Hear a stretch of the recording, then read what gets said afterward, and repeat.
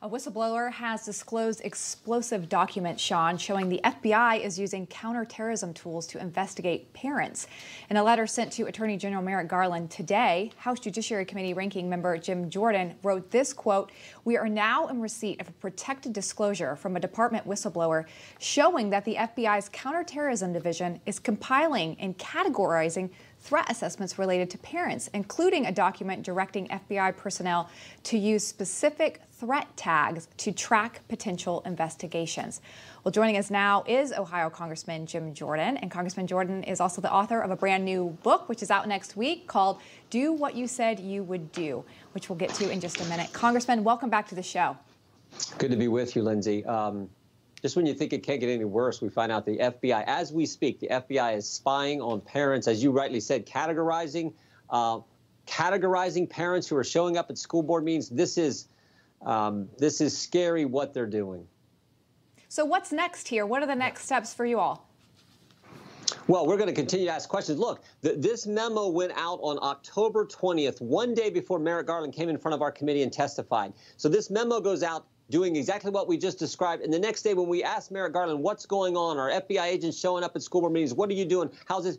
He basically disagreed with what the very memo that came from not just anybody in the FBI, but the counterterrorism unit. He said in that hearing that, oh, we're not treating parents as domestic terrorists as the school board letter which initiated all this stuff alleged. He said, no, we're not doing that. But the very day before he talks to us, before he answers in the way he did, we have this memo that goes out to the FBI agents around the country. He's talking about the threat tag and categorizing and labeling parents in this way. You know what it reminded me of? When I saw this information that we got from the whistleblower, when I saw this, it reminded me of what the IRS did 8, 9, 10 years ago when they had the BOLO list, the be on the lookout list. If you have groups who are using these terms, doing these things, we're going to examine them. We're not going to give them the tax exempt status they're applying for. That's exactly what it reminded of. They were spying on people, using the IRS to do it then. Now they're using the FBI, and this is as wrong as it gets.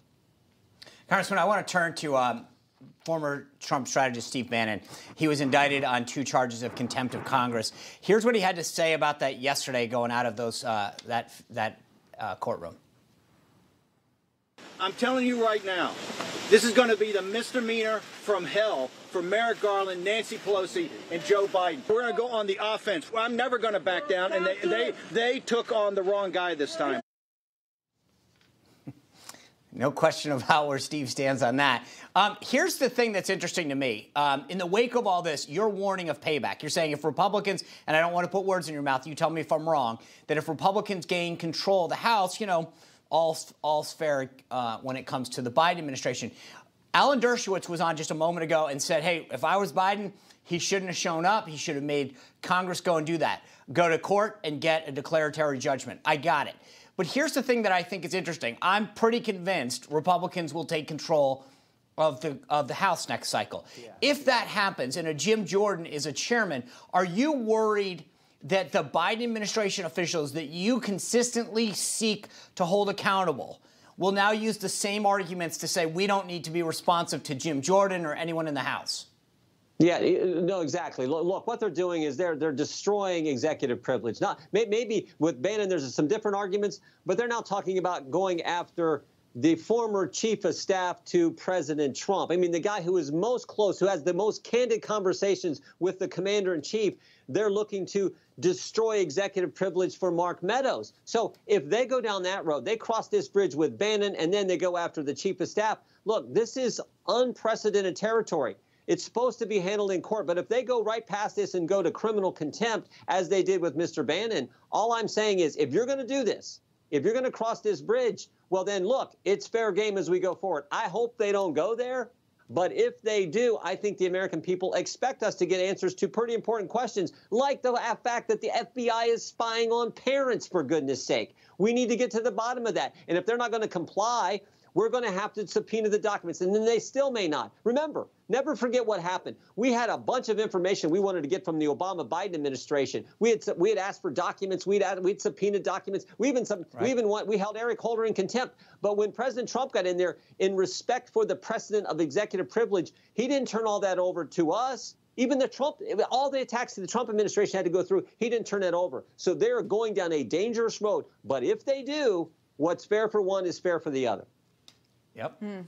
Congressman, yesterday we had KT McFarland on talking about the Russia collusion and the Steele dossier, and she brought up a really interesting point. She was talking about Jake Sullivan, and at the time, obviously, he was Hillary Clinton's foreign policy advisor. He was the one that was peddling the dossier, actually.